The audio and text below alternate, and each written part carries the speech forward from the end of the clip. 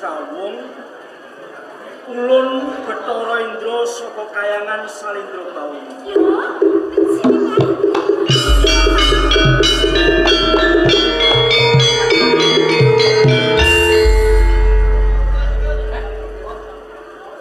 Titah ulun Kleting Kuning rumangsa kadudut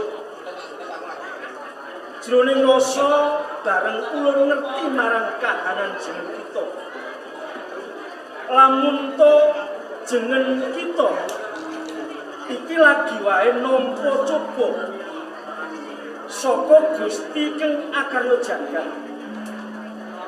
Nanging titah ulun Kleting Kuning lamun jeneng kita kuwawa nampa coba iki ulun percaya besok jeneng kita bakal bisa nemahi urip kang luwih dene mulya. Yo mung wae aku njaluk supaya jeneng kita gelem nampa lakon urip saiki. Jeneng titah ana ing jagat iki maneka warna lelakoning urip. Ana titah sing uripe mulya kepenak, ya ana titah sing uripe rekoso tuladhane kaya jeneng kita. Iki mung coba saka Gusti kang akarya jagat. Kula titah ulun Kleting Kuning dene jeneng kita iki kalebu titah sing wis gedhe labuh labetmu tumrap ulun nalika ulun dadi bamuk tontong sing lagi wae kecepet waktu kang gedhe jeneng kita kang paring tetulung marang ulun. Mula ing kene uga ulun bakal paring pitulungan kelawan jeneng kita.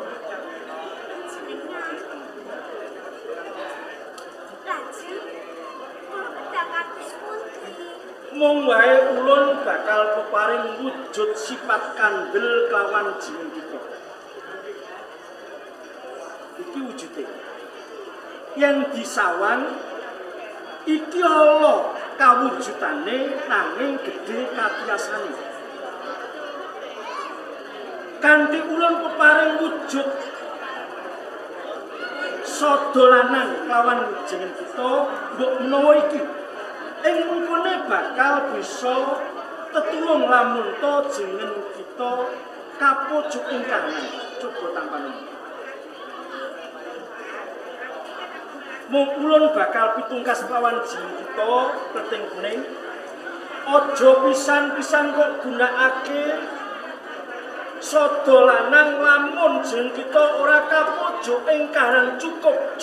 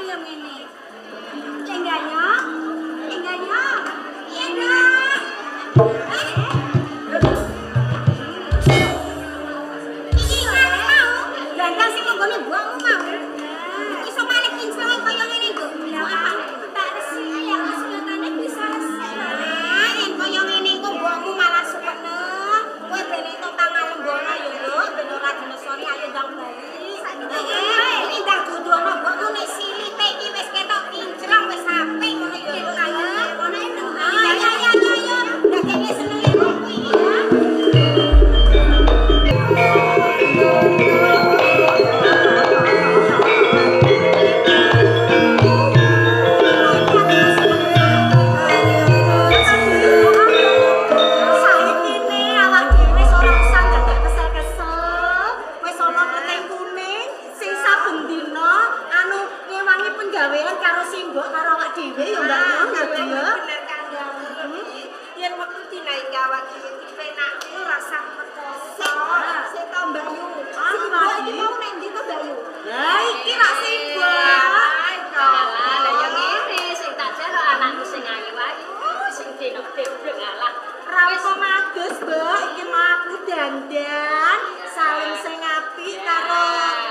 Kleteng biru, Mbak Yu kleteng ijo. Ayo saben dina ya kaya ngono nduk kowe mulai serai ben tambah ayu wis wong desa kene bendo kedanan karo kowe kabeh. Lho, Mbak, sampean krungu kabar apa ora, Mbak? Kabar apa, Nduk? Lho, yo ngene lho. Ana wara-wara, Mbak, awake dhewe do pengen aku kepengen unggah-unggahi, Mbak. Pengen gaya apa, Nduk? Iya. Ning desa Dadapan, aku pengen unggah-unggahi lumut lho, Mbak. Pancen bener, Mbak. Mbak, kabarku wis ngombe apa teko ndi? Iyalah,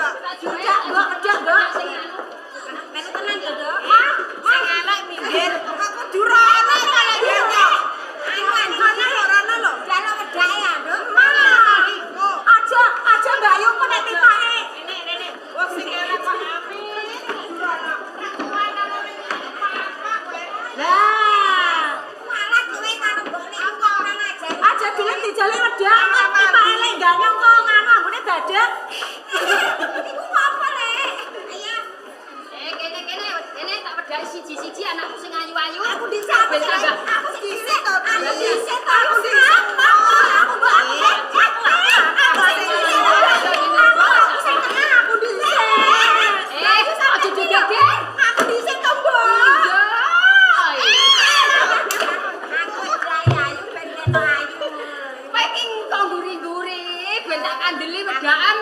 kan dari pasaran tenan lho.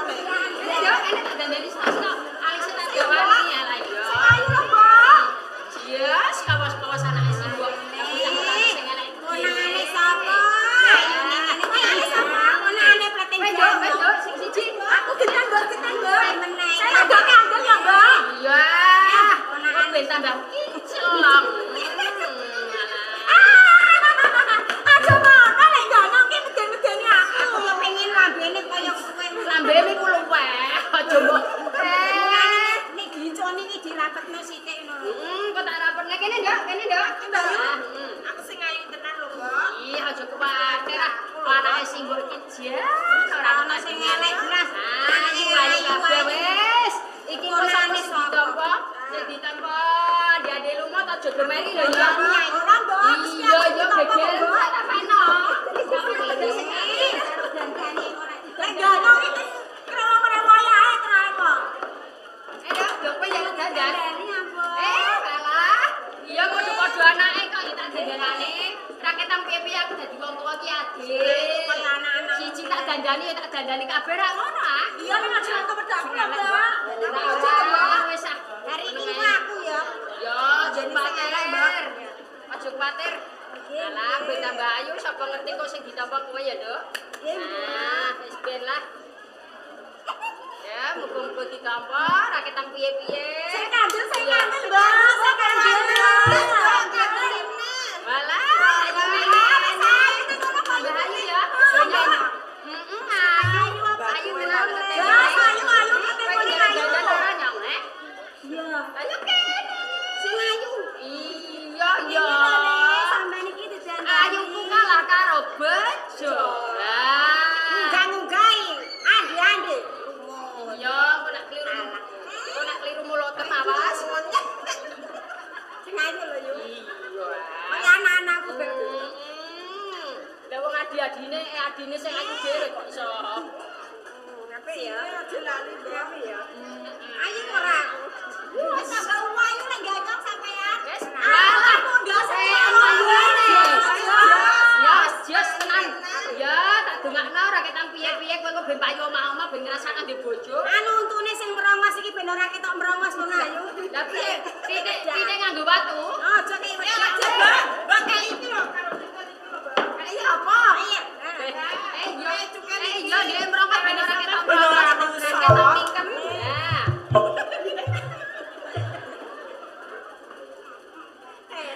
Api ketok mingkem malah nyong. Tenan. Iya. Wis tambah ayu nek ayo. Wes. Sekarang kita merongos. Jos, tenan Iki lah. ada rumah seneng karo aku. Ya mesti ya. Terus yo nek aja mingkem. Sopo bojane ngene sing dadi bojone andane lumut. Terus ana do mangkat bareng-bareng.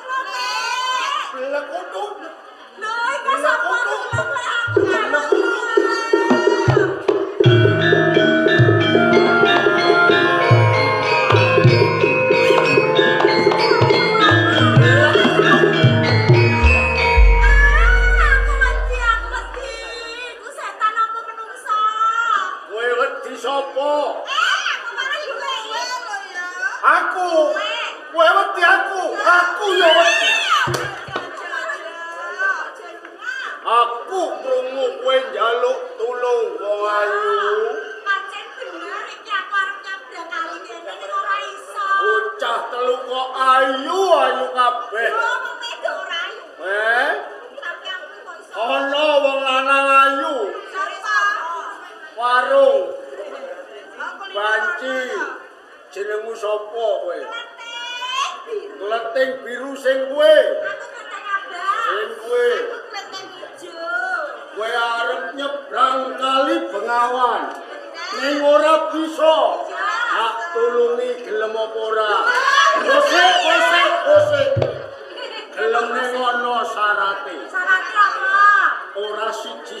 mergo wis sore tak sebrangke bareng ning ngono syarate. Aku njaluk ijol. Ijole apa? Moh, aku kang aran Kangkang. Belang karo kalung. Moh. Lah apa? Kintalan. Moh. Jaluk apa? Njalukku pilus. Apa itu Bayu? Apa pilus? Pilus itu apa? Ora pilus panganan ora. Apa? Pilus di pipimu sing halus. Dan mau aku balik. Aja bali. Hari kowe gelem apa ora iki wis surup. Ngene lho Di Bayu. Ora apa-apa diambung ora kalok. Ah. Ora ngerti sapa-sapa ayo. Kok diambung yo ora kalong kok iso. Tak sebrangke bareng ngambung kiwa tengen. Melu aku minggu. Tak sebrangke nyang kali pengawan sore.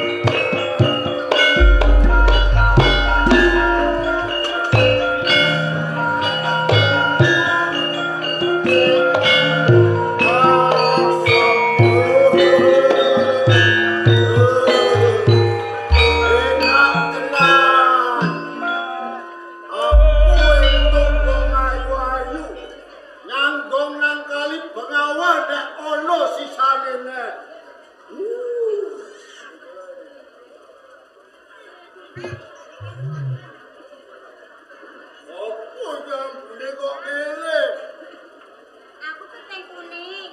Wujudmu kaya mau ning ambumu kok beda ketekune. Aku jaluk turun. Jane kowe sapa? Aku kang aran Yuyu Kangkang. Yuyu Kamang aku jaluk turun aku sebrangke kali ya. Mau wong telu keting abang ijo mau apamu. Mau sedulurku. Dan mau ambune wangi aku gelem nek kowe aku moh kowe bali moh. Ambumu ra enak. Yuyu kene ora gelem. Mergo ambumu ra enak. Aku moh nyebrangke kowe. Oh, jadi perkara kuwi. Iya. Kowe mau nyebrangke aku.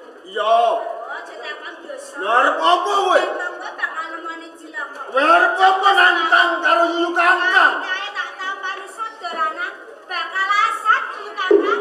Sama.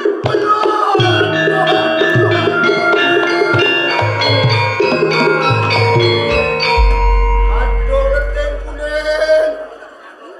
Najan rupamu ambumu ra enak kowe ndek kasedan. Kali pengawan asat aku njaluk urip. Aku kapok. Kowe jaluk urip. Iya. Oh. Yen kowe ngono bakal tak wujuti. Nanging sakwise aku nyabrang ana ing kali mau ya Yuyu Kangkang. Kaya ngono kena nyabrang ning aku enek urip. Aku njaluk urip.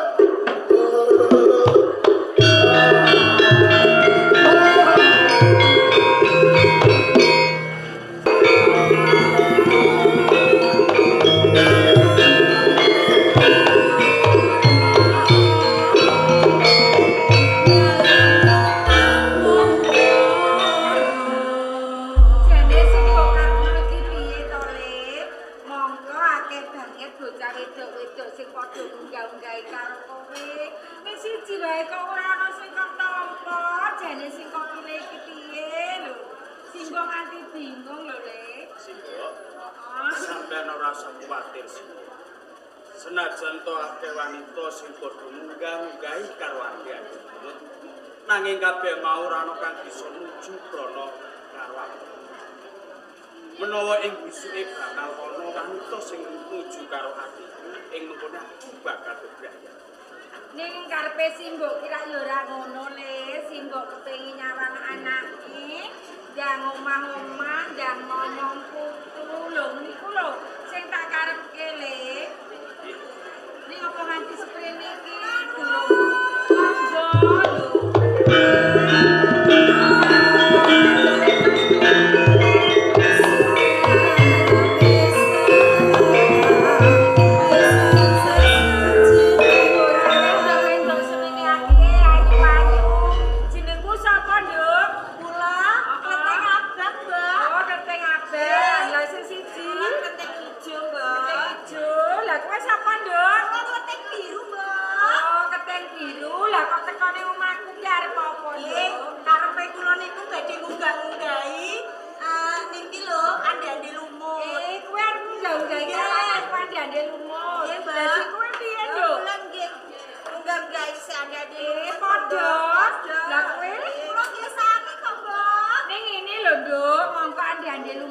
jane ya akeh banget cawe wedok sing padha munggah-munggahi. Ning anu tak jajale tak tarine dhisik sapa ngerti iki jodohmu mengko nggonmu munggah-munggah iki ditampa anakku ngono ya, Nduk ya. Nggih, Mbok, nggih. Oh, jajal tak tarine dhisik, Nduk. Jajal, Mbok. Putraku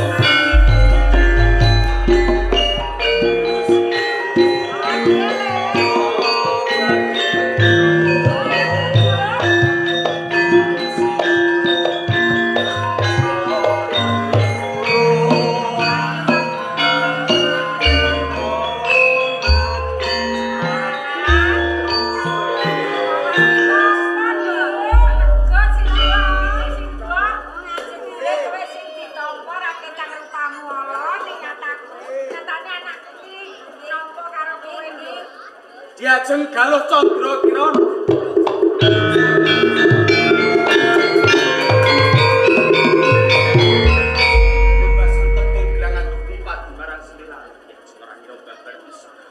Bisa ketemu marang sliramu desa Pasrapan iki. Ki kula nggih rumaos sanget saged ketanggih kaliyan panjenengan. Lan kakang jaluk pangapura marang sliramu. Kita nalika semono kakang kuwi ora bisa ngatur marang sliramu. Iki sing kok malah bingung lho, Le. Sampeyan ora usah bingung. Heeh. Sing aran Kleting Kuning menika estunipun garwa kula Diajeng Galuh Candra Kirana. Kula menika Panji Asmara Bangun.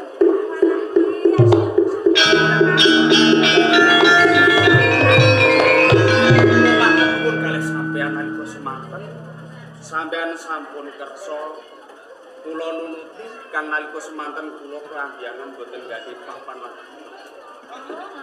Ora apa-apa. Kan sasampunipun kula saged pinanggih kaliyan Diajeng Galuh Candra Kirana ing mangkenipun kula badhe wangsul wonten kraton Jenggala. Saderengipun kula wangsul wonten kraton Jenggala, monggo sareng-sareng gembul wijana miwaha Andrawina.